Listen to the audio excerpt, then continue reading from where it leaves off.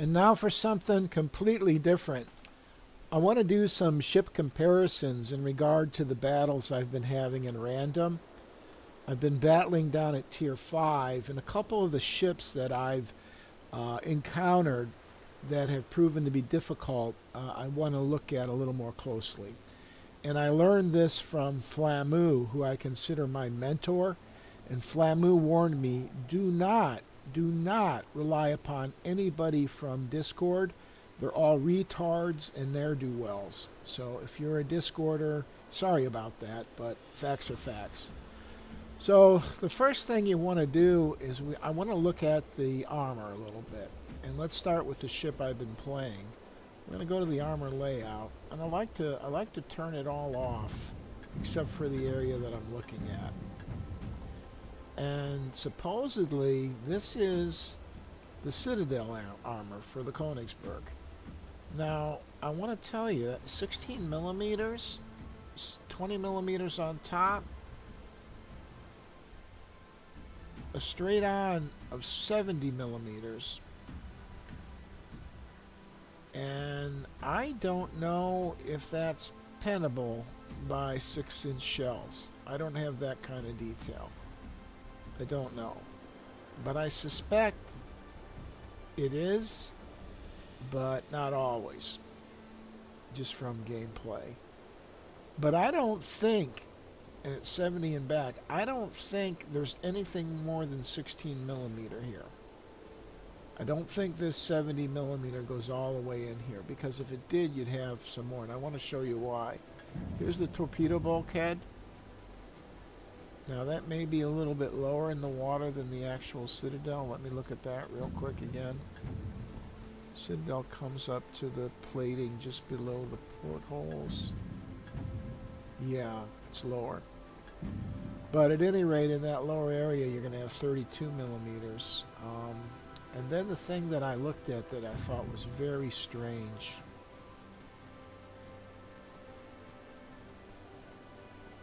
.35 millimeter back here for when you're kiting, and that's a pretty good deflecting armor thickness. But look at this little thing right here. It's 70 millimeter also. It's offset just to the side and it appears to run perpendicular to the, but it's 70 millimeters. You're saying, well, what's the diff? Well, that's there for a purpose. And if you're angling some,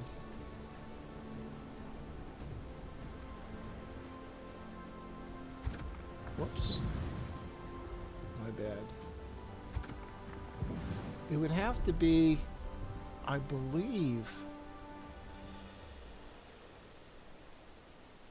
a pretty steep angle to deflect out. See what I'm saying? 45 degrees, because it's running like this. It would have to be pretty steep. But that's there for a reason. It's there in the front too. Look what I did. I messed the whole thing up.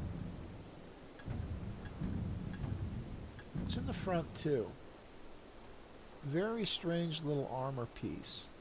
And it's going to run, assuming the configuration is accurate as appears on here, and it may move in a little bit to provide angle, you know what I'm saying? But assuming that it is, it pretty much runs on either side of this 70, right, like here and here, of this 70 millimeter bulkhead. But I believe that's all that is. So what does that tell you?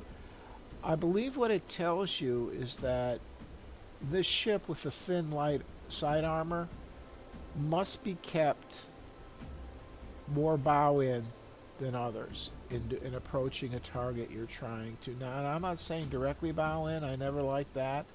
I always want to give the deflection a little bit of angle to work with. So I'm thinking 5 degrees, maybe 10.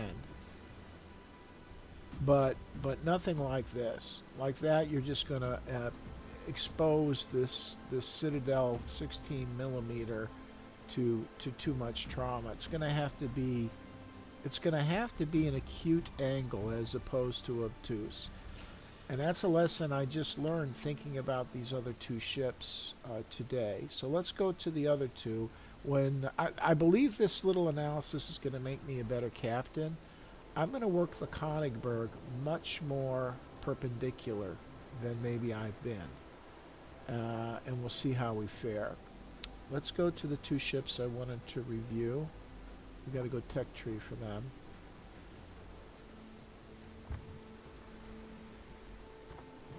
And Japan. The Ferdiyaka.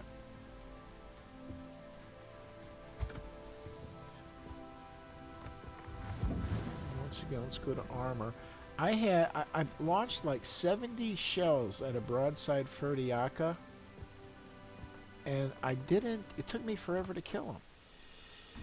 Let's go. Let's move this armor out. Like I said, I learned this technique from Flamu. And in going over the ships you're battling, I consider it very valuable. So here's the Ferdiyaka's armor. 76 millimeters. That's significant. I guess the Ferdiyaka is a heavy cruiser. Whatever its guns. 200 millimeter? Yes, that's 8-inch.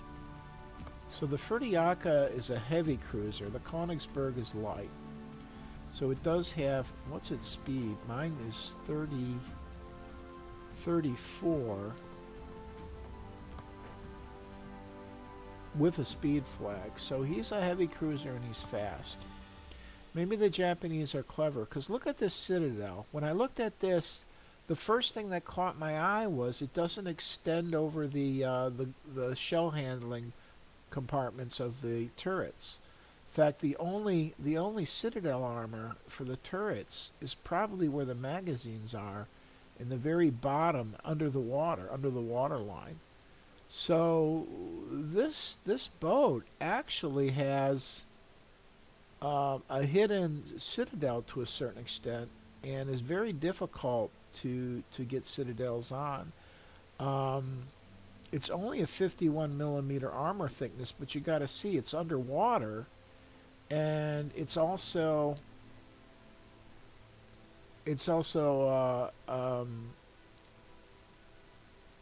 not as heavily armored. So next time I fight this, I'm actually going to shoot for just below the water line in this area, fore and aft, and we'll see how we do. But I had a delve of time with that boat, and that's why we're looking at it now.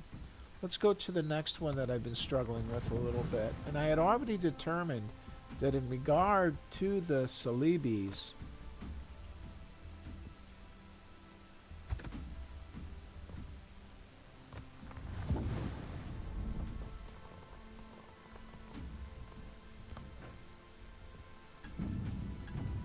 forgive me for being quiet while I'm working this out.